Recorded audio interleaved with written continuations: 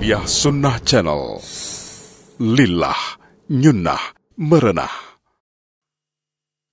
Bismillahirrahmanirrahim. Assalamualaikum warahmatullahi wabarakatuh. Alhamdulillahilladzi arsala rasulahu bil huda wa dinil haqq liyudhhirahu 'alad dini kullihi walau karihal musyrikun, wa asyhadu an la ilaha illallah wahdahu la syarikalah iqraran bihi wa tauhidan, wa asyhadu anna Muhammadan abduhu wa rasuluh sallallahu alaihi wa ala alihi wa ashabihi wa sallama tasliman katsira, wa ba'd. Hadirin jamaah Masjid Umar bin Khattab Selasau Batu Jajar Bandung Barat yang Allah muliakan. Alhamdulillah kita kembali berjumpa untuk melanjutkan kajian tentang membaca Al-Quran. Sudah kita terangkan membaca Al-Quran ada dua jenis. Membaca itu bahasa Arabnya tilawah. Pertama tilawah lafziyah, bacaan secara lafaz. Menggerakkan lisan kita, kedua bibir kita untuk mengucapkan, mengatakan ayat-ayat Al-Quranul Karim secara lafaz. Membaca secara langsung dengan kedua bibir dan lisan kita. Penjelasan tentang hal ini sudah diterangkan pada hari kemarin. Kedua, tilawah hukmiyah, membaca hukum-hukum yang terkandung di dalam Al-Quranul Karim dalam bentuk tasdiqu akhbarihi wattiba'u ahkamihi fi'lan lil ma'murat wa tarkan lil manhiyat. Tilawah hukmiyah, membaca hukum-hukum yang terkandung dalam Al-Quran, maknanya adalah membenarkan seluruh isi Al-Quran yang berisi kisah-kisah masa lalu ataupun yang berisi penjelasan tentang hukum-hukumnya atau yang berisi tentang perintah dan larangannya, apalagi yang berisi tentang informasi tentang nama-nama dan sifat-sifat Allah Subhanahu wa ta'ala. Wajib kita yakini kebenarannya, mengikuti hukum-hukumnya, melaksanakan seluruh perintah Al-Quran dan menjauhi seluruh larangannya. Dan inilah yang disebut dengan tilawah hukmiyah. Tilawah hukmiyah inilah yang menjadi tujuan pokok atau maksud utama diturunkannya Al-Quran untuk diamalkan dalam bentuk perbuatan nyata dalam kehidupan sehari-hari. Tidak cukup hanya dibaca, tidak cukup hanya dilafazkan, dihafalkan, tapi yang lebih utama adalah dihayati isinya, difahami isi kandungannya, lalu diajarkan dan diamalkan. Allah berfirman dalam surah Shad ayat 29, Kitabun anzalnahu ilaika mubarakun liyadabbaru ayatihi waliyadzakkara ulul albab. Inilah kitab Al-Quran yang kami turunkan kepada engkau, wahai Muhammad, yang penuh barakah, agar manusia menghayati, mempelajari isi ayat-ayatnya, dan orang-orang yang berakal mampu mengambil pelajaran darinya untuk diamalkan. Oleh karena itu, para as-salafus saleh radhiyallahu anhum, yaitu para sahabat, mereka dahulu mempelajari Al-Quran langsung dari sumbernya. Itu dari Nabi SAW, dan tidak sekedar menghafalkan isinya, tapi juga mendengarkan penjelasan tafsirnya langsung dari Nabi SAW, lalu langsung bersama-sama diamalkan dalam kehidupan sehari-hari. Seperti yang diterangkan oleh Abu Abdurrahman As-Sulami rahimahullah. Abu Abdurrahman ini seorang tabi'in. Tabi'in itu orang yang hidup sezaman dengan para sahabat. Tabi'in tidak berjumpa dengan Nabi SAW. Nabi sudah wafat, ini baru lahir. Tabi'in belajar Islam ke siapa? Ke para sahabat. Para sahabat Nabi masih banyak yang hidup, Nabinya sudah meninggal. Nah, generasi tabi'in ini belajar Islam, belajar Quran kepada para sahabat. Berkata Abu Abdurrahman As-Sulami, seorang tabi'in, haddatsana alladhina kanu yuqri'una al-Quran, Uthman bin Affan, Abdullah bin Mas'ud, wa ghairuhuma radhiyallahu anhum ajma'in, annahum kanu idza ta'allamu minan nabi sallallahu alaihi wasallam 10 ayat lam yatajawazuha hatta yata'allamuha wa ma fiha min al-ilmi wal amal. Qalu fata'allamna al-Qur'an wal ilma wal amala jami'an. Dulu kata Abu Abdurrahman As-Sulami, orang-orang yang membacakan Quran kepada kami, yaitu para sahabat seperti Uthman bin Affan, Abdullah bin Mas'ud, mereka membacakan Al-Quran ke anak-anak yang segenerasi dengan mereka, ke anak-anak turunannya. Disampaikan Al-Quran untuk dihafal. Dulu katanya apabila mereka para sahabat belajar Al-Quran dari Nabi SAW 10 ayat, mereka tidak berpindah dulu kepada 10 ayat yang lain. Sebelum 10 ayat yang pertama ini mereka hafalkan, mereka pelajari isinya atau tafsirannya, lalu mereka amalkan bersama-sama. Berkata para sahabat, kami mempelajari Al-Quran baik berupa ilmunya maupun berupa amalnya bersama-sama. Jadi langsung di bawah bimbingan Nabi alaihi salatu wassalam. Nih hafalkan, ini maknanya, yuk amalkan bersama-sama. Begitu. Oleh karena itu, setiap surat dari Al-Quran yang dihafal oleh para sahabat, maka hafalan mereka otomatis mencakup tafsirannya yang benar, karena langsung dari Rasul SAW, dan pengamalannya. Apa yang dihafal pasti sudah difahami dan sudah diamalkan bersama-sama. Makanya berkata Ibnu Umar radhiyallahu anhuma, siapa di antara kami yang hafal 3 surat, Al-Baqarah, Ali Imran dan An-Nisa, jalla fi ayunina. Orang ini agung, mulia dalam pandangan kami. Karena orang yang hafal 3 surat terpanjang, Al-Baqarah, Ali Imran dan An-Nisa, hafalannya itu pasti sudah mencakup tafsirannya yang benar dan pengamalannya bersama-sama. Zaman dahulu ilmu atau hafalan seseorang cermin dari amalnya. Ilmunya adalah cermin dari pengamalannya. Kalau ilmunya tinggi, pemahamannya mendalam, hafalan Qur'annya banyak, pasti amalannya juga berbanding lurus dengan keilmuannya. Itu zaman baheula seperti itu. Terus tradisi seperti ini bertahan sampai zaman tabi'ut tabi'in dan beberapa zaman setelahnya.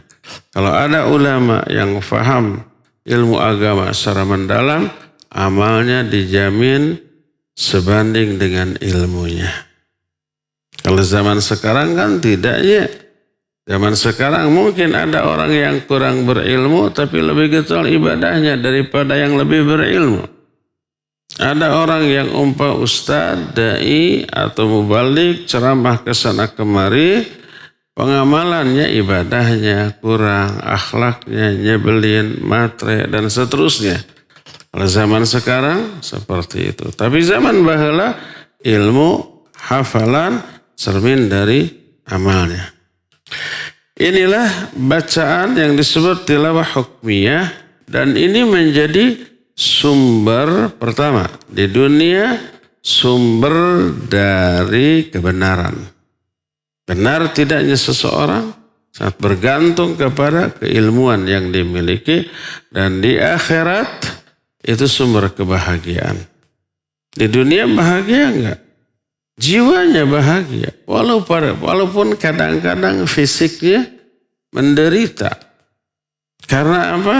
Karena banyak mengalami godaan, cobaan, gangguan, ujian, dan yang sejenisnya yang secara fisik membuat mereka menderita, tetapi jiwa mereka amat sangat bahagia. Di akhirat jelas mereka adalah orang-orang yang pasti bahagia. Adapun kalau orang itu tidak memahami isi Al-Quran, tidak mau, nggak paham isinya, apalagi mengamalkannya. Kalau nggak paham isi Quran, bagaimana bisa diamalkan? Apalagi bacanya juga sudah, nggak mau mempelajarinya. Dia berpaling dari Quran. Maka di dunianya Allah akan berikan kehidupan yang sumpek, yang sempit. Dia berada di jalur yang salah dari kehidupannya. Dia sesat dan menyesatkan orang lain di dunia. Di akhirat mereka orang-orang yang pasti akan binasa. Mereka akan dikumpulkan oleh Allah dalam keadaan buta, tuli, dan bisu. Padahal di dunia mereka melihat, mendengar, pintar bicara. Bisa nggak kita bayangkan? Kalau seorang dalam kehidupan di dunia ini nggak bisa melihat, nggak bisa mendengar, nggak bisa bicara. Agak mending binatang. Mereka bisa komunikasi dengan sama mereka. Tapi yang buta, tuli, bisu, bagaimana dia bisa berkomunikasi? Bagaimana dia bisa menikmati kehidupan? Dijamin menderita. Bayangkan itu di akhirat. Kenapa mereka dibutakan, ditulikan, dan dibisukan? Karena ketika di dunia mereka juga buta, tuli, bisu dari kebenaran. Gak mau matanya dipergunakan untuk melihat, mempelajari kebenaran. Telinganya gak mau dipakai untuk mendengar kebenaran, mendengar Al-Quran, hadis, pedaran, ayat Al-Quran, pedaran ilmu. Gak mau. Karena semua isi ceramah itu dianggap mengkritisi dirinya. Mengkritik dirinya, menyindir dirinya, memojokkan dirinya. Semua keburukan yang dilarang oleh pedaran ilmu itu ada pada dirinya. Makanya dia nggak mau mendengarkannya. Itulah efek dari berpaling dari Al-Quranul Karim. Allah menerangkan hal ini dalam banyak ayat.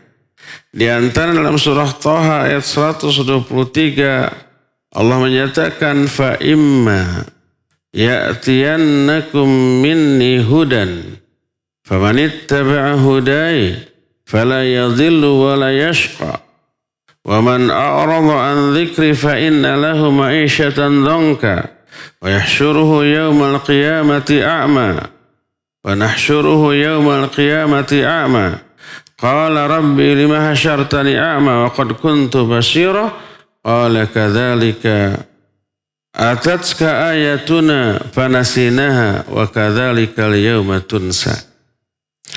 Kata Allah, siapa saja di antara kalian atau apabila datang kepada kalian petunjuk dariku.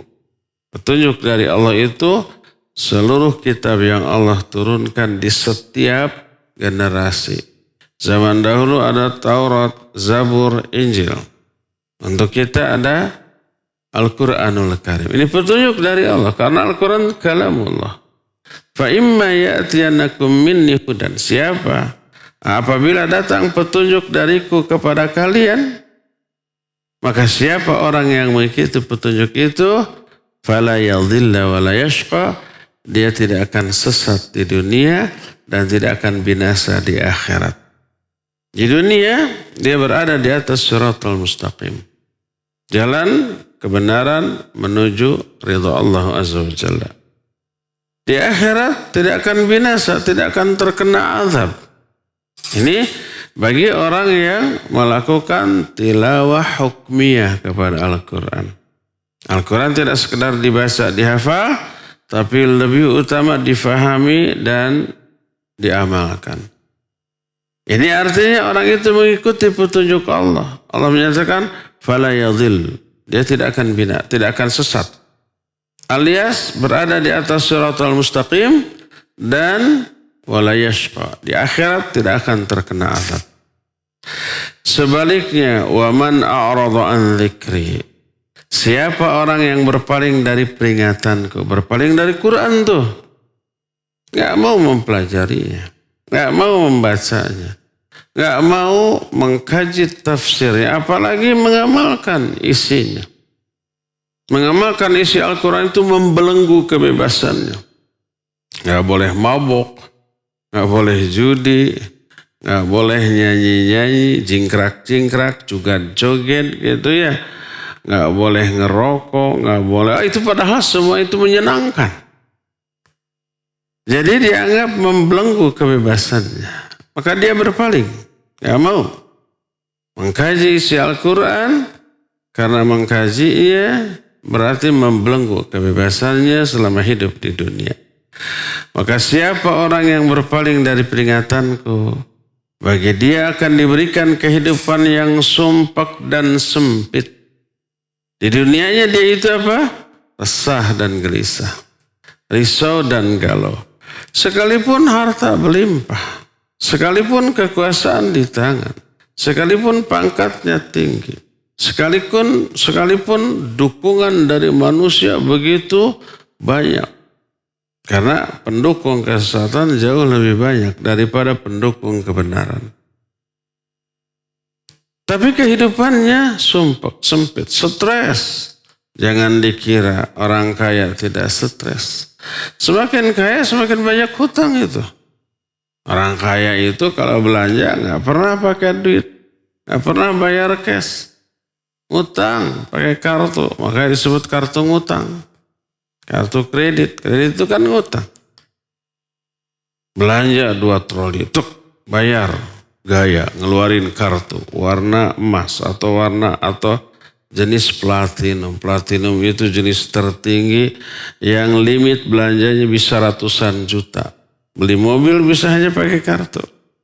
Nggak perlu pakai uang. Kalau belanja 2-3 juta cash, lebar gitunya.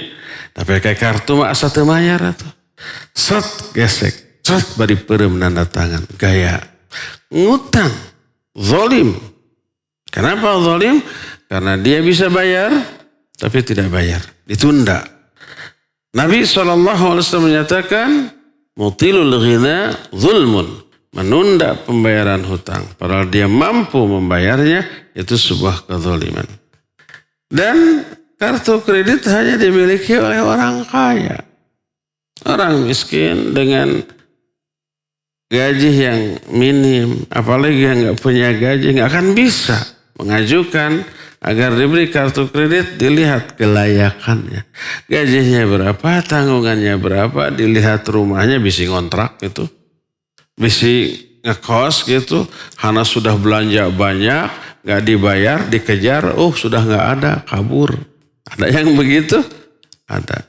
Makanya yang punya kartu kredit itu biasanya ditinjau dulu rumahnya, ini rumah pribadi, milik sendiri, atau ngontrak, atau kos, atau numpang gitu ya. Kalau kos, numpang gak akan. Kalau ngontrak gak akan dikasih. Yang dikasih itu yang limit gajinya besar, milik pribadi baru dikasih. Itulah gaya hidup orang kaya. Nah, itu bukan 1-2 kartu kredit. Dan bukan 1-2 yang dia beli secara kredit. Setiap bulan ditagih dan seterusnya. Belum kekayaannya itu stres dirinya. Perusahaan ini harus diawasi, pabrik itu harus diawasi, kantor yang ini, dan seterusnya. Stres dia. Gak bisa tidur. Kehidupannya sempit. Allah menyatakan fa inna lahu ma'isyatan dangka. Itu di dunia. Dan kelak di alam kubur nanti dijelaskan makna dia akan diberikan kehidupan yang sempit di dunia dan di alam kubur. Wa nahsyuruhu yaumal qiyamati a'ma. Dan pada hari kiamat kami akan kumpulkan orang itu dalam keadaan buta, tidak bisa melihat. Terus dia protes kepada Allah, Rabbi, lima hasyartani a'ma wa qad kuntu basyira, ya Allah, kenapa engkau kumpulkan aku dalam keadaan buta padahal ketika di dunia aku melihat? Apa jawab Allah? Qal kadzalika atatska ayatuna fanasitaha wa kadzalika al-yawma tunsa.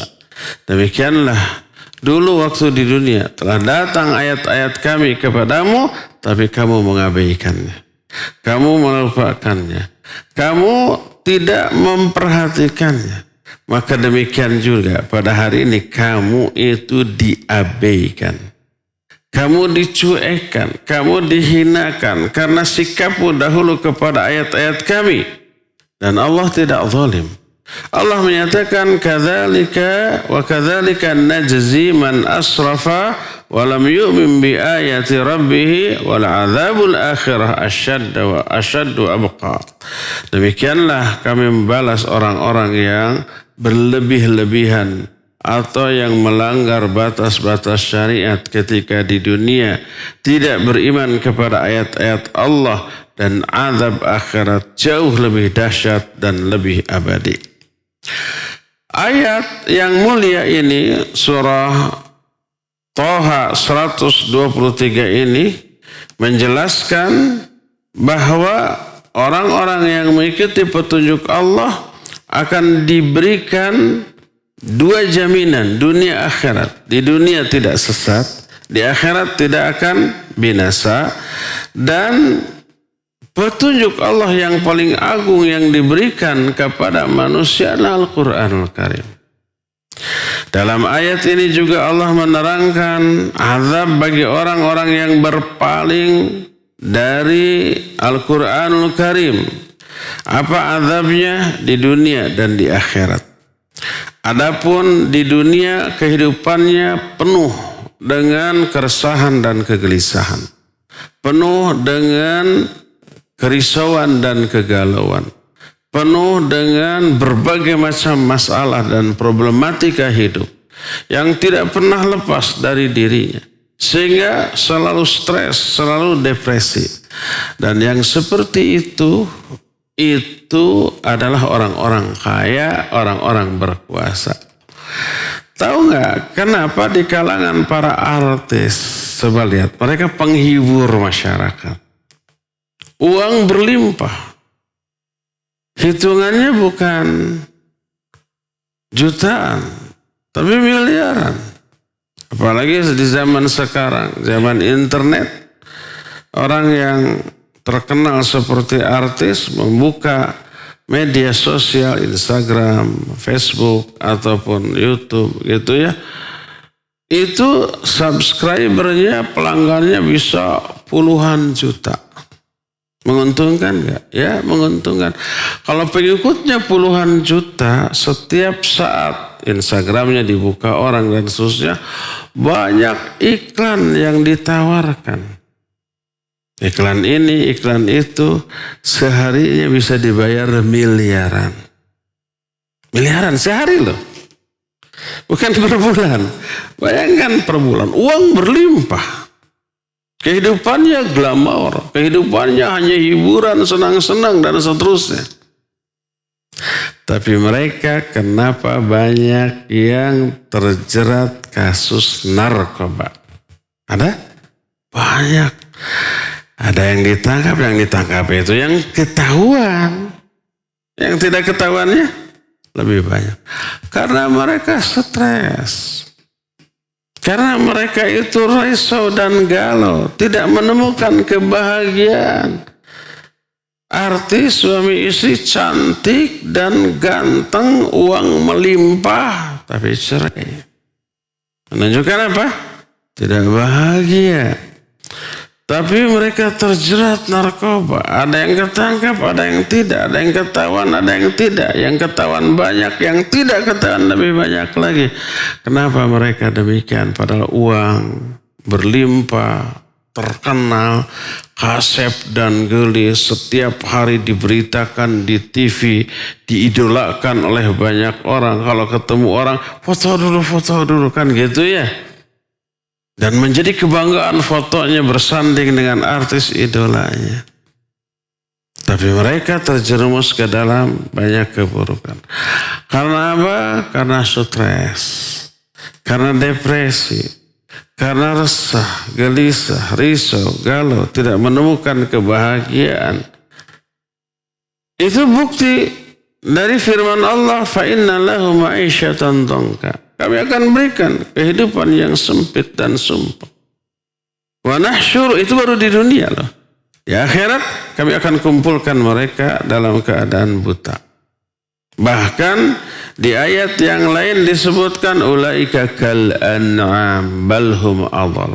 Mereka itu seperti binatang ternak, bahkan lebih sesat daripada binatang ternak. Yang lebih parah lagi, setelah dialog, kenapa engkau kumpulkan aku dalam keadaan buta? Itu masih bisa bicara.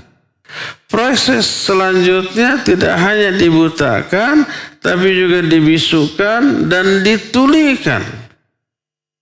Allah menyatakan dalam Al-Quran di antara dalam surah Al-Isra 97, wa nahsyuruhum yawmal qiyamati ala wujuhihim umyan wa bukman wa summan ma'wahum jahannam kullama khabat zidnahum sa'ira. Kami kumpulkan mereka pada hari kiamat dalam keadaan, coba bayangkan, ala wujuhihim. Mereka berdiri berjalan di atas wajah mereka. Di dunia kita berjalan di atas dua kaki. Ada nggak di dunia orang yang berjalan dengan kedua tangan? Kalau kebiasaan nggak ada. Tapi kalau kemampuan akrobat umpamanya berjalan di atas tangan ada. Tapi nggak pernah ada orang yang berjalan dengan wajahnya rusak atau wajahnya diparutnya. Di akhirat orang seperti tadi berjalan di atas wajahnya. Allah menyatakan, "Nahsyuruhum yaumal qiyamati ala wujuhihim." Mereka kami kumpulkan pada hari kiamat dengan dalam keadaan berdiri berjalan di atas wajah mereka. Seorang sahabat ketika mendengar ayat ini langsung berkata, bagaimana mungkin orang bisa berjalan di atas wajah? Apa kata Rasul SAW? Allah yang mampu membuat manusia berjalan di atas kedua kaki di dunia, pasti juga mampu membuat manusia berjalan di atas wajahnya. Itu kehinaan. Terus bukan hanya di sana.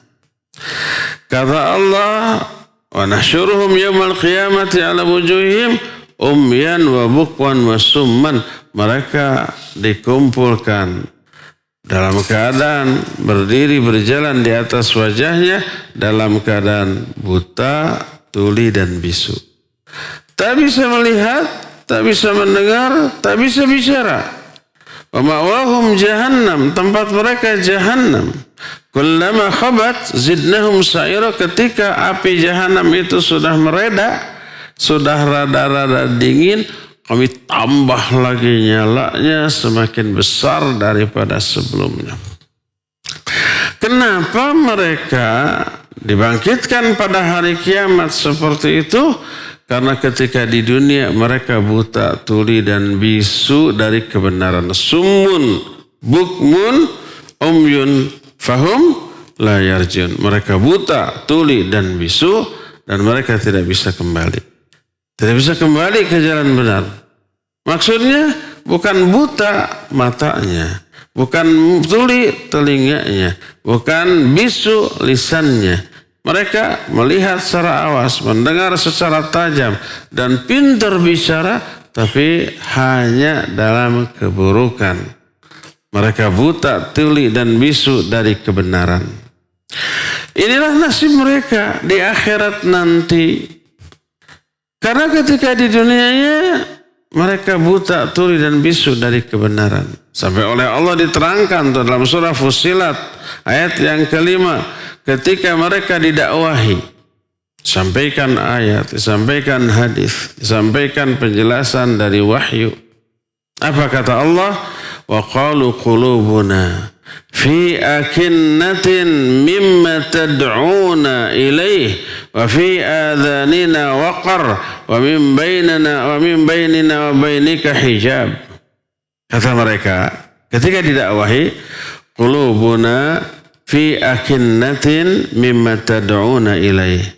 Hati kami tertutup dari dakwah yang kamu serukan kepada kami.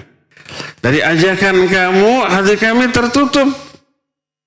Wa fi adhanina waqar, dan di telinga kami ada sumbatan. Gak mau dengar pedaran ayat dan hadis. Wa min bainina wa bainika hijab, antara kami dan kalian ada hijab. Ada pembatas.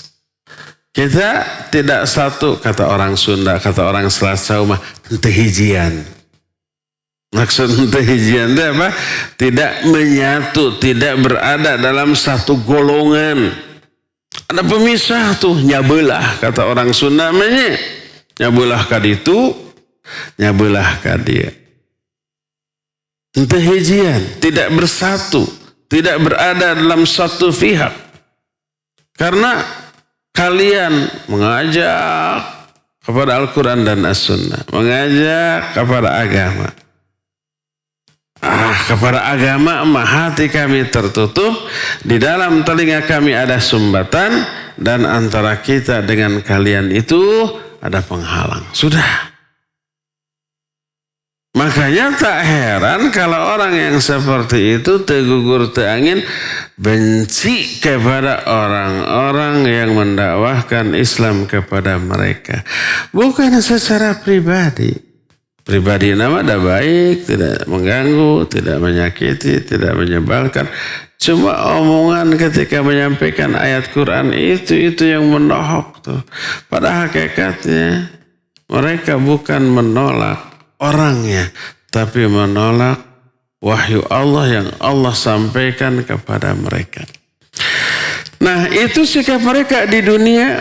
Oleh karena itu Allah balas di akhirat dengan cara dibutakan, ditulikan, dan dibisukan. Berdasarkan hal itulah maka Allah menyatakan jazaa'u wifaqa. Itu balasan yang setimpal dengan sikap mereka. Allah yang memberi mereka kehidupan. Allah yang memberi mereka kenikmatan. Walaupun durhaka, walaupun kafir, dikasih nikmat. Dikasih dunia. Dikasih rizki. Dikasih kekuasaan. Dikasih pangkat. Dikasih dukungan oleh banyak orang. Nikmat Allah. Pas oleh Allah disuruh taat, tidak mau. Mereka tidak bersyukur. Oleh karena itulah maka Allah balas di dunia dengan kehidupan yang sumpek dan sempit. Walaupun di tengah bergelimangnya kekayaan dan kekuasaan, di akhiratnya mereka terkena azab. Jadi kalau Allah mengazab orang, itu bukan Allah senang-wenang, semena-mena, zalim. Enggak. Itu karena keadilan Allah. Yang buruk dibalas dengan keburukan. Yang baik dibalas dengan kebaikan. Allah menyatakan wa man jaa bis-sayyi'ah fala yujza alladzina 'amilu sayyi'at illa ma kanu ya'malun. Siapa orang yang melakukan suatu keburukan, maka orang-orang yang berbuat buruk itu tidak akan diberikan balasan kecuali setimpal dengan amalnya, disebabkan karena amal-amal buruk yang dilakukannya. Walhasil wajib Al-Quran diterima dan diamalkan. Sekarang jangankan ditolak total. Al-Quran diterima, dibaca, dipelajari, paham isinya. Tapi tidak diamalkan. Hanya teori, dikuasai, pengamalannya atau kurang. Tidak sebanding dengan ilmunya. Yang seperti itu pun diazab. diazab di alam kubur. Kalau di alam kubur diazab, otomatis di akhirat diazab juga dengan yang lebih dahsyat. Diterangkan salah satu dalam hadis yang sahih diriwayatkan oleh Imam Bukhari. Dalam kitab Sahih Bukhari diterima dari Samurah bin Jundub radhiyallahu an. Nabi alaihi salatu wasallam bersabda, kata Samurah bin Jundub, anna Nabi alaihi salatu wasallam kana idza shalla salatan wa fi lafz salatal ghadat aqbala alaihi nabi wajhi. Nabi SAW kalau beres sholat, terutama sholat subuh, beliau menghadapkan wajahnya kepada kami. Jadi habis sholat, salam kanan, salam kiri, istighfar 3 kali. Istighfarnya astagfirullah, astagfirullah, astagfirullah. Tidak pakai hal azim, apalagi alladzi la ilaha illa huwal hayyul qayyum wa atubu ilaih. Lengkap. Ditambah. Para Nabi hanya istighfar astagfirullah, astagfirullah, astagfirullah. Oleh orang sekarang banyak ditambah. Merasa lebih lengkap, lebih sempurna. Merasa contoh dari Nabi teh kurang. Padahal sebaik-baik petunjuk adalah petunjuk Nabi SAW. Tapi bukankah tambahannya bagus? Iya bagus, betul isinya. Astagfirullahaladzim. Al-azim itu yang maha agung. Alladzi la ilaha illa huwal hayyul qayyum wa atubu ilaih. Isinya bagus. Itu juga lafaz itu dari Nabi. Tapi tidak dibaca ba'da sholat. Ba'da sholat nama istighfar. Astagfirullah, astagfirullah, astagfirullah. Lalu Allahumma antas salam minkas salam tabarakta ya dzal jalali wal ikram. Oleh orang ditambah lagi Allahumma antas salam minkas salam fahayyina rabbana bisalam. Terus wa adkhilna jannata darussalam tabarakta wa ta'alaita dan seterusnya. Tambah lengkap menurut fikirannya. Para contoh dari Nabi, Allahumma antas salam minkas salam tabarakta ya dzal jalali wal ikram. Itu sebaik-baik petunjuk adalah petunjuk Nabi alaihi salatu wassalam. Lalu setelah itu beliau memutarkan badannya menghadap ke jamaah. Imam banyak tuh, terus menghadap kiblatnya. Tidak peduli makmumnya lagi ngapain. Nah, Nabi SAW kalau sudah selesai sholat, beliau menghadapkan wajahnya kepada kami. Kalau setelah sholat subuh suka bertanya, Man ra'a minkumul lailata ru'ya. Siapa di antara kalian yang malam tadi mimpi? Fa in ra'a ahadun qassaha. Kalau ada yang mimpi, coba ceritakan.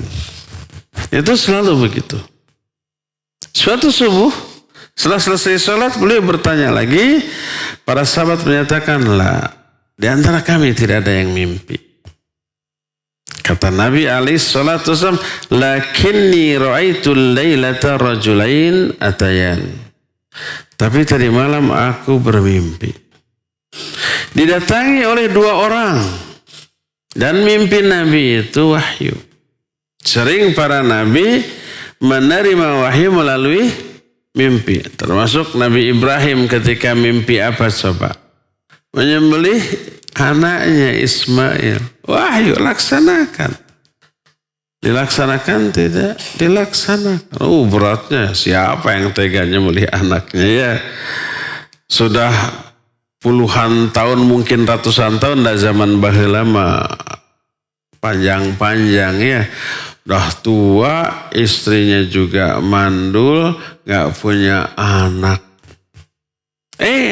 Di masa tua sudah jadi aki-aki, ternyata istrinya ngandung dan punya anak. Barajal teh lahir teh kasep luar biasa. Meureun turunan kasep natanya.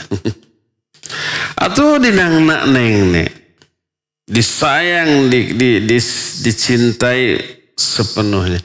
Setelah gede, soleh, lucu, kayungyun, pikaresepen, kata Allah pencit. Itu lewat mimpi. Jadi mimpi para nabi wahyu.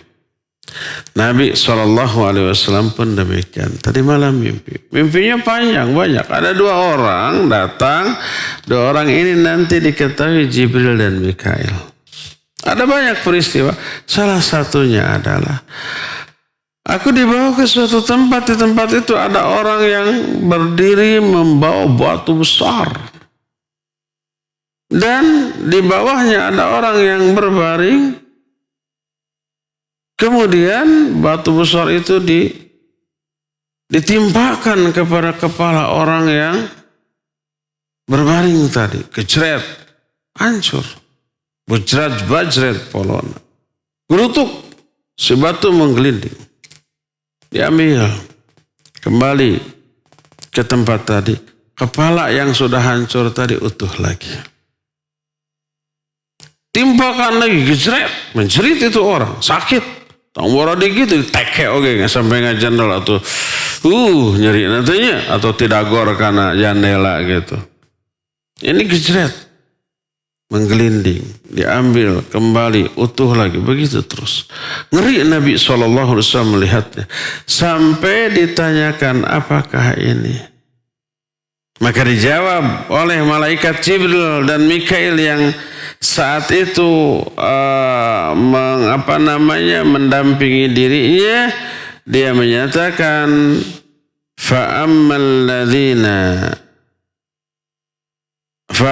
ladzi ataita alaihi yathlaghu ra'suhu bil hajar fahuwa rajul ladzi ya'khudul Qur'an wa yarfaduhu wa yanamu 'anis salatil maktubah. Adapun lelaki yang kamu lihat dihantam kepalanya dengan batu, mereka adalah orang yang mengambil Al-Quran. Orang itu mempelajari Al-Quran, tapi kelakuannya bertolak belakang dengan isinya. Ini yang disebut ulama su. Dia berilmu tentang Quran, tapi isinya dia tolak. Tingkah lakunya tidak sejalan dengan Al-Quran. Bayangkan, baca Al-Quran, memahami isinya, tafsirnya, tapi tidak diamalkan, diazab. Dan itu terus berlangsung sampai hari kiamat. Itu kejadian di alam kubur. Dan ini menunjukkan azab bagi orang-orang yang tidak mau mengamalkan Al-Quranul Karim. Nah, jamaah sekalian, kita sudah jam 6, sekarang akan kita sampaikan dulu jeda. Setelah itu langsung tanya jawab. Wassallallahu ala nabiyina Muhammadin wa ala alihi wa ashabihi wassalam. Mangga. Ikhwatimana zanillahu wa iyyakum, kami mengundang kepada antum semua bagi para pendengar dan pemirsa yang akan bertanya.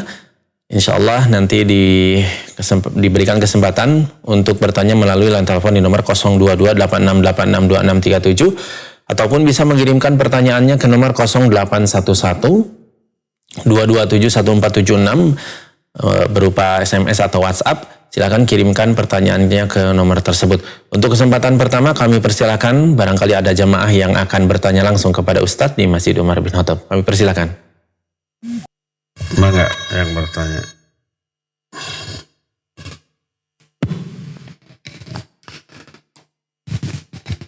Assalamualaikum warahmatullahi wabarakatuh. Waalaikumsalam. Ustaz, ini saya mau bertanya, kenapa dalam Al-Quran itu yang selalu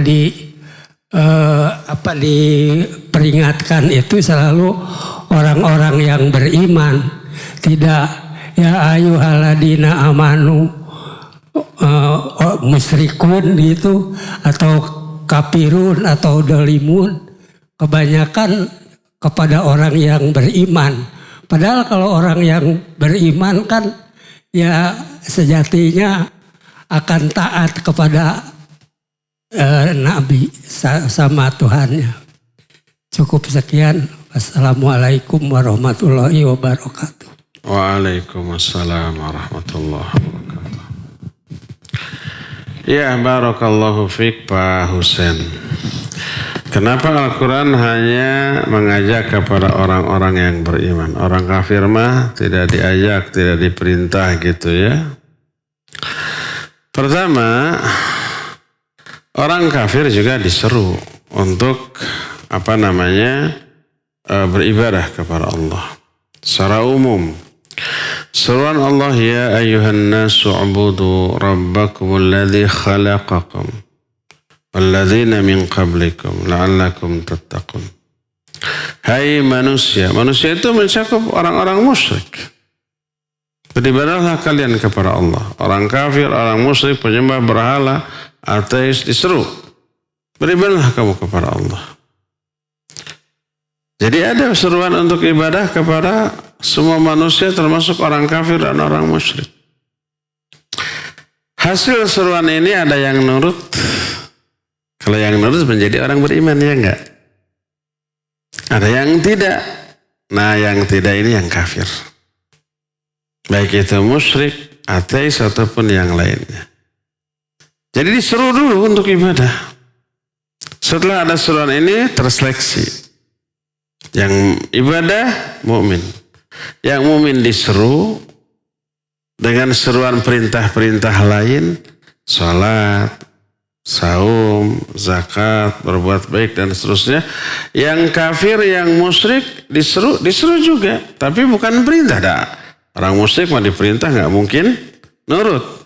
Tapi diberikan berbagai macam peringatan, diberikan ancaman, diberikan janji kalau mereka berhenti dari kekafirannya, kemusyrikannya akan diampuni dosanya.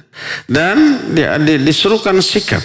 Contohnya seruan ya ayyuhal kafirun la a'budu ma ta'budun. Hai orang-orang kafir. La a'budu ma ta'budun. Aku tidak akan menyembah Tuhan yang kalian sembah. Ada seruan itu kepada orang kafir ya. Termasuk ya ahlul kitab, wahai ahlul kitab. Siapa ahlul kitab? Yahudi dan Nasrani. Orang-orang kafir yang ada saat itu ada beberapa jenis. Ada Yahudi dan Nasrani ahlul kitab. Ada orang-orang musyrik. Ada orang sabiin. Ada orang majusi. Majusi itu para penyembah berhala. Sabiin itu para penyembah benda-benda langit, bintang dan seterusnya. Itu disuruh oleh Al-Quran, disuruh. Tapi suruhannya bukan perintah larangan. Tidak mungkin mereka nurut kalau diperintah larangan. Tapi disuruh mikir. Ya ahlal kitab ta'alau ila kalimatin sawa. Bainana wa bainakum. Hai ahlul kitab, yuk kita kembali kepada satu kalimat yang sama antara kami dan kalian. Alla na'budu illallah. Yaitu jangan menyembah kecuali hanya kepada Allah. Karena ahlul kitab juga menyembahnya kepada Allah. Cuma, apakah orang Nasrani menyembah Allah? Menyembah. Apakah orang Yahudi menyembah Allah? Menyembah. Kenapa disebut kafir atau musyrik? Karena juga menyembah makhluk yang dianggap anaknya. Siapa yang disembah oleh orang Nasrani selain Allah? Nabi Isa. 3 yang disembah, yang disebut dengan Trinitas. Yaitu Allah, Allah Bapa, maksudnya Allah. Nabi Isa dan siapa? Ada Ruhul Kudus, ada Maryam. Tapi yang jelas Maryam disembah ya, walaupun tidak semua orang Nasrani menyembah Maryam. Tapi ada yang menyembah dibikin patungnya segala macam, ya enggak? Nah, jangan sembah selain Allah. Seruan itu tidak kepada orang mukmin, tapi kepada ahlul kitab, ya ahlul kitab. Jadi tidak benar apabila Al-Quran ayatnya hanya mengajak orang mukmin saja. Orang kafir juga diseru, orang ahlul kitab, Yahudi, Nasrani juga diseru, tapi isi seruannya lain, berbeda. Termasuk nanti di akhirat orang kafir ya Allah Azza wa Jalla dalam surah yang tadi dibaca oleh imam. Ya ayyuhalladzina kafaru la ta'tadzirul yaum. Innama tujzauna ma kuntum ta'malun. Hai orang-orang kafir. Ini kepada orang kafir. La ta'tadzirul yaum. Kamu jangan beralasan pada hari ini. Kamu akan dibalas sesuai dengan amal perbuatan kamu. Nah jadi surat itu kepada semua orang. Orang kafir diseru, orang musyrik, orang ateis, orang-orang penyembah selain Allah diseru dengan seruan yang umum. Seruannya apa? Ibadah kepada Allah. Ya ayuhan nasu ubudu rabbakumul ladzi khalaqakum. Setelah ada seruan untuk ibadah yang nurut, dikategorikan orang mukmin, diberi seruan untuk melakukan ibadah-ibadah lain. Yang selain mukmin yang tidak nurut diseru juga.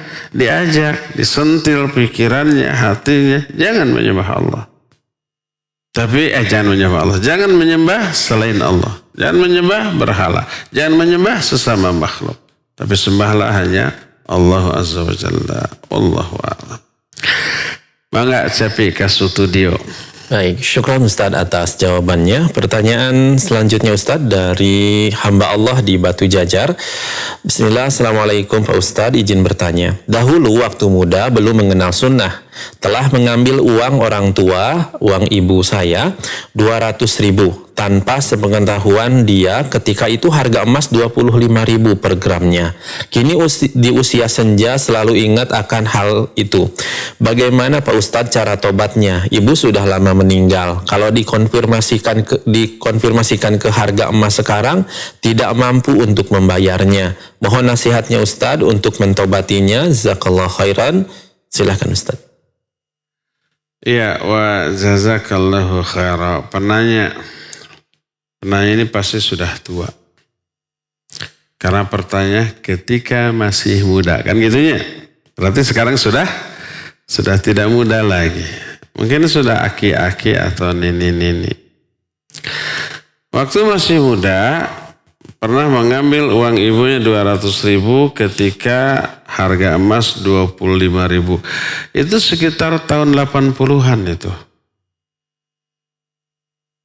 Ya, 25.000 mah tahun 80-an. Kebayang kalau 80 masih muda, sekarang sudah berlalu berapa tahun? 40 tahunnya. Minimal nih orang 50 atau 60 tahunan. Ketika itu harga emas 25.000, jadi 200.000 itu sekitar 8 gram. 8 juta sekarang ya, sekarang bahasa berapa ini? 1 juta ada? Siapa yang baru beli emas? Ya minimal 6 juta, 7 jutaan lah sekarang ya. Nah, sekarang bagaimana tobatnya? Yang pertama, menyesal. Kedua, berhenti, jangan berbuat lagi. Ketiga, bertekad tidak mengulang kembali. Keempat, kalau ada, ganti, sedekahkan atas nama orang tua. Kalau ada. Kalau tidak ada, bagaimana? La yukallifullahu nafsan illa wus'aha. Jadi kalau tidak punya, sekarang jangankan untuk mengganti 6 juta, untuk beli minyak goreng gitu, kabadag. Karena kan minyak goreng sekarang ngarajanya. Harga minyak goreng seliter itu lebih mahal daripada bensin. Bensin mah 10 ribuan sebenarnya. Yang paling mahal juga paling 12.000, 13.000. Minyak goreng mah dasar liter sabaraha ini teh? 50? 25. 2,5 kali lipat tuh, atau 2 kali lipat ya. Makanya mendingan goreng ku bensin, lebih murah. Paling gak picen ya. Direbus ya bala-bala tah. Ya. Bala-bala kerupuk ulah digoreng seperti ayah anjuran, direbus saja. Goreng kerupuk direbus, bala-bala direbus gitu ya. Ya enak gue bisa direbus. Jadi karena minyak goreng di mana tidak emas. Jadi jangankan untuk beli emas lagi atau uang 6 juta untuk beli minyak goreng gitu. Bahkan aina bala-bala gina naik. Sebab minyak gorengnya mahal. Ya. Walaupun gak sebanding minyak goreng naik nanti seberapa kali lipat. Bala-bala mah paling 2 kali lipatnya. atau kurang. Anak tanya 500-an jadi 2000 tilu gitu ya. Yang tanya 1000-an jadi 1500, paling 50% naiknya. Yang harus dilakukan adalah kalau ada ganti sedekahkan atas nama orang tua. Pahalanya insya Allah sampai ke orang tua. Dan dia juga pahala menyalurkan ke saluran yang benar. Kalau tidak ada, ya sudah. La yukallifullahu nafsan illa usaha. Cukup bertobat dengan cara menyesal, tidak berbuat sekali-kali lagi, dan bertekad tidak mengulang lagi. Ya, kemudian doakan orang tua dan terutama menjadi anak yang soleh yang akan menguntungkan kepada orang tua. Ya, demikian. Wallahu a'lam. Kembali lagi ke jamaah di sini, mangga.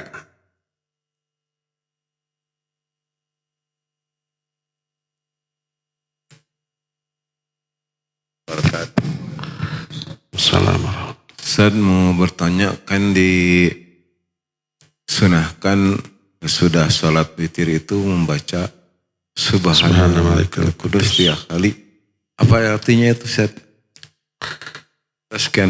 Sudah? Iya. Selesai witir disunahkan membaca Subhana Malikil Kudus 3 kali. Jadi begitu selesai witir, baca Subhana Malikil Kudus, Subhana Malikil Kudus, Subhana Malikil Kudus, Subhana Malikil Kudus 3 kali. Itu sunnahnya ya.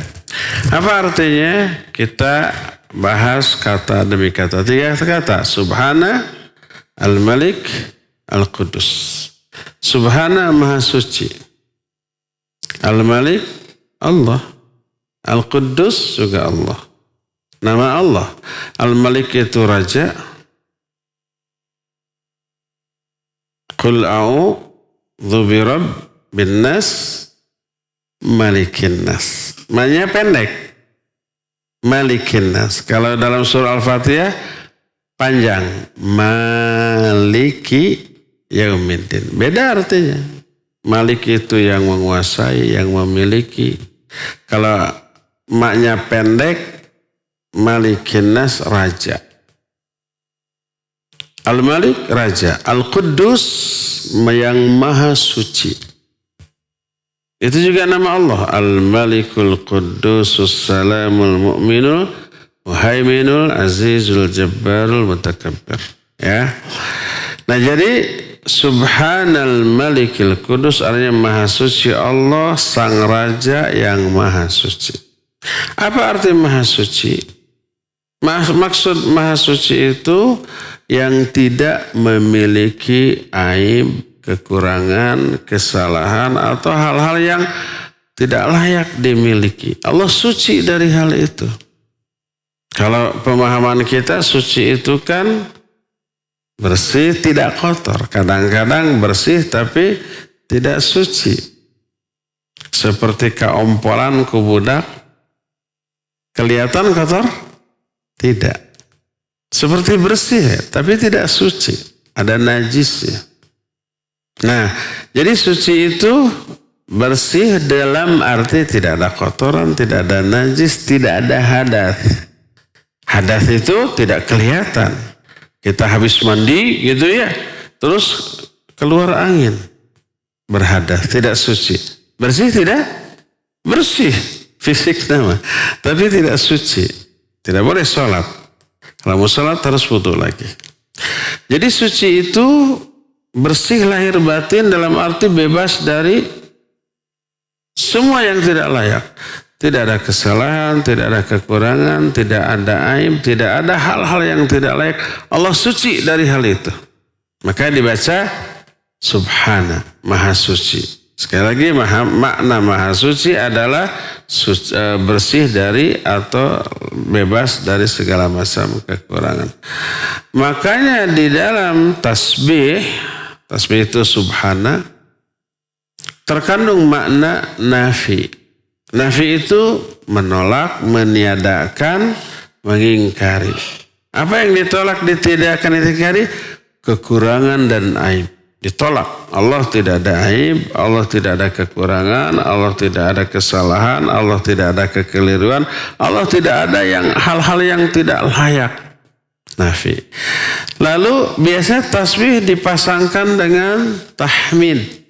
Subhanallah wa bihamdihi. Subhanallah wa bihamdihi. Subhanallah tasbih nafi wa bihamdihi itsbat. Itsbat itu memuji. Memuji menetapkan seluruh pujian hanya untuk Allah. Tasbih menolak semua aib dan kekurangan. Tahmid menetapkan seluruh sifat-sifat yang terpuji bagi Allah Azza wa Jalla.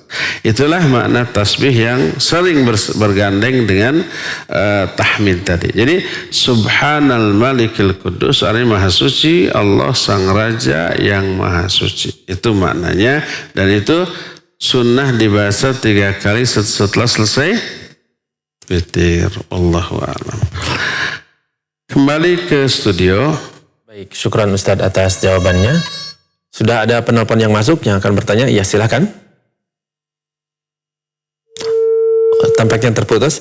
Baik, kami kembali mengundang kepada antum semua yang akan bertanya. Silakan bisa menghubungi line telepon di nomor 02286862637. Ya, sudah masuk kembali. Silakan. Halo. Halo Bapak atau Ibu, silakan menyimak melalui line teleponnya saja. Halo. Halo Pak. Ya, silakan. Dengan Ibu siapa di mana? Melalui line teleponnya saja. Halo. Halo Pak. Ya, silakan. Dengan Ibu siapa di mana? Dengan Ibu Dea Pak, di Bandung. Ya, silakan Ibu pertanyaannya.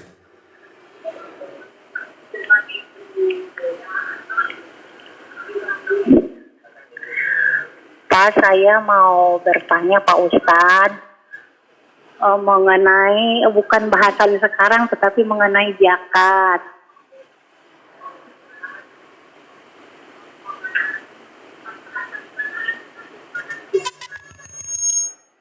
Oh, yang saya tanyakan begini Pak Ustadz, kalau saya bulan ini Ramadan yang mulia ini mau bayar zakat,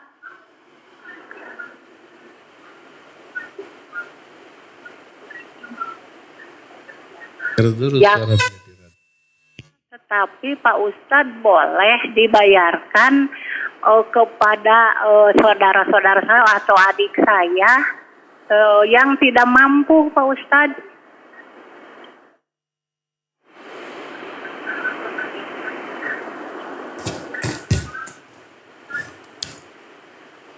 Itu aja pertanyaannya Pak Ustadz. Terima kasih. Assalamualaikum warahmatullahi wabarakatuh. Waalaikumsalam warahmatullahi wabarakatuh. Ibu Dea di Bandung, barakallahu fiik. Ibu Dea mau mengeluarkan zakat mal bulan Ramadan ini. Boleh nggak diberikan ke saudara yang tidak mampu? Bukan boleh, tapi lebih utama.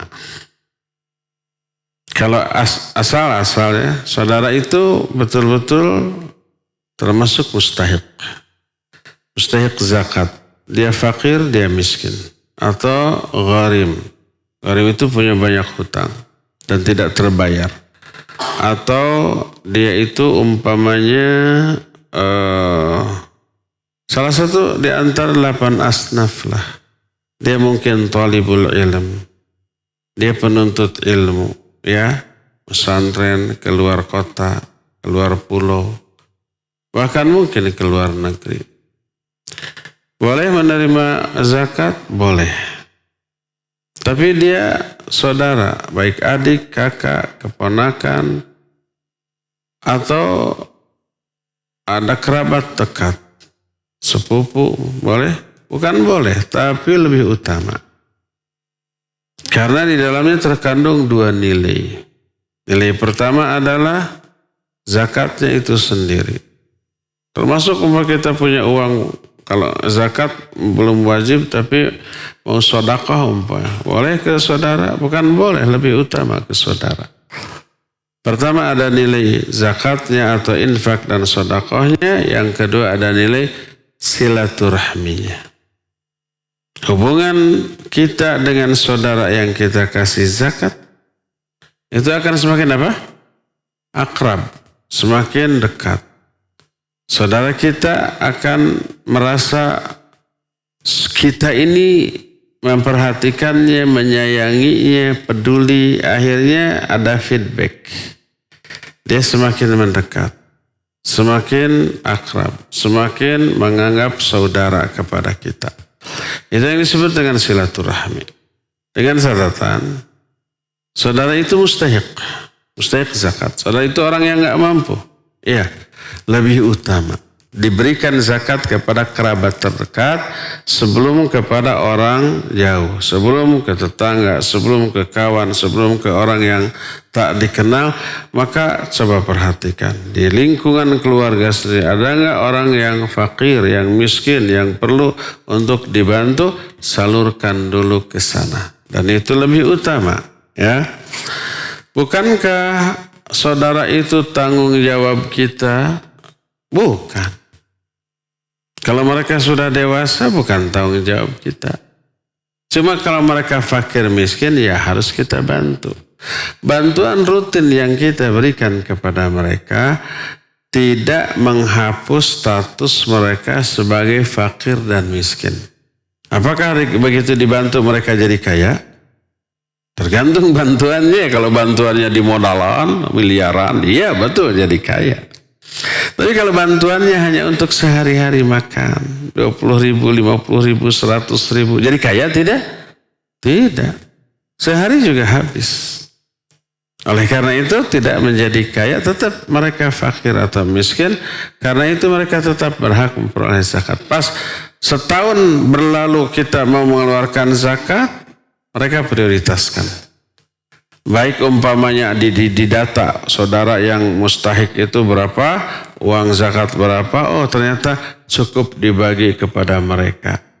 Tidak ada kelebihan untuk tetangga yang bukan saudara, nggak masalah. Tapi kalau umpamanya zakatnya ratusan juta gitu ya, nah saudara terbagi semua, ada masih sisa banyak, kemudian ke tetangga yang fakir, yang miskin, ke orang lain yang fakir dan miskin juga dikasih, itu lebih bagus. Kalau uangnya miliaran, tentu saja zakatnya puluhan juta atau ratusan juta juga setiap tahunnya. Jadi demikian Ibu Dea di Bandung, bukan hanya boleh, tapi lebih bagus, lebih utama mengalurkan zakat, infak, dan sedekah kepada saudara atau kerabat yang tidak mampu, baik itu adik ataupun kakak, bahkan orang tua. Kalau ada ayah dan ibu fakir miskin, sudah tua, sudah berhenti bekerja, nggak punya pensiun karena bukan pegawai negeri atau swasta. Sehari-harinya mengandalkan pemberian anaknya. Itu pun nggak seberapa, hanya cukup untuk makan dan minum sehari-hari. Boleh nggak ngasih zakat ke orang tua? Bukan boleh, bagus. Asal zakat itu tidak menghentikan bantuan rutin dia ke orang tua. Setiap bulan ke orang tua ngasih sejuta gitu ya.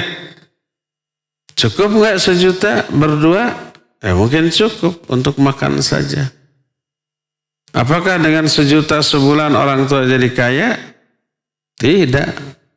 Sejuta zaman sekarang, kalau sejutanya 50 tahun yang lalu mungkin bisa beli mobil. Ya gitu. Ya meren gitu ya. Minimal mau mobilan. Ya bisa mungkin 50 tahun yang lalu kaya kalau orang punya sejuta. Kalau sekarang enggak. Ya.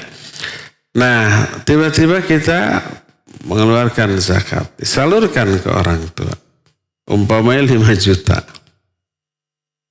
Maka rutin bulanan sejuta nggak boleh berhenti. Jangan sampai, nih zakat 5 juta, 5 bulan mau dikasih.